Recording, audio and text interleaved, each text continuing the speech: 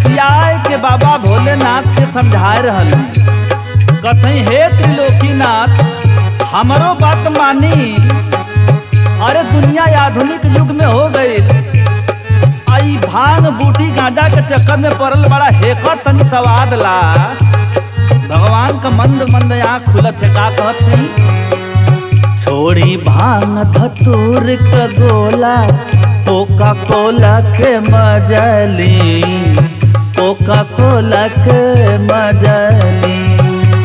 अब बतिया मानी हमारे ये भोला, बतिया मानी हमारे ये भोला, कोका कोला के मजली, कोका कोला के मजली।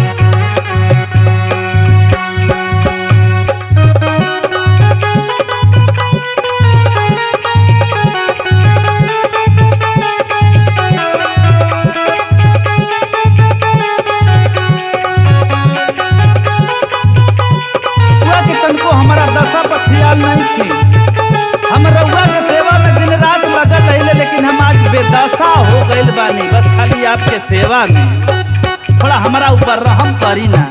ए भोला कैसे कहतारी दुखे कलाई हमार आइल बुढ़ाई,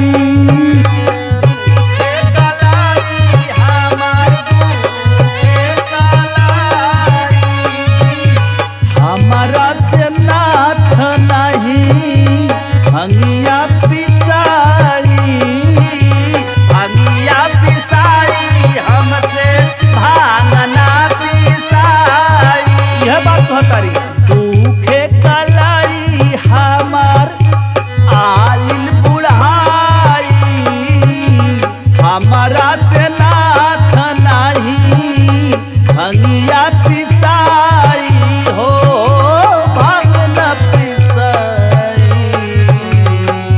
बिनती करी बड़ा दुख होला, बिनती करी बड़ा दुख होला, कोका कोला कम मजली, कोका कोला के मजली।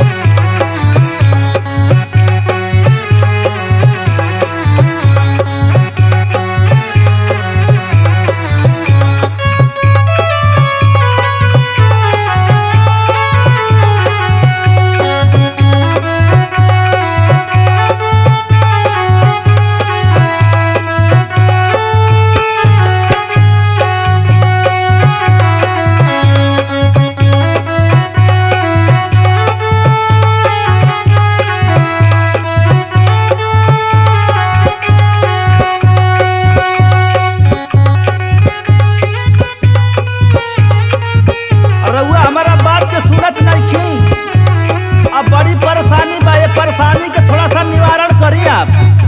हमारा बात के रउआ के माने के पड़ी। का कहतारी करी माना माना नहीं बदलल जमा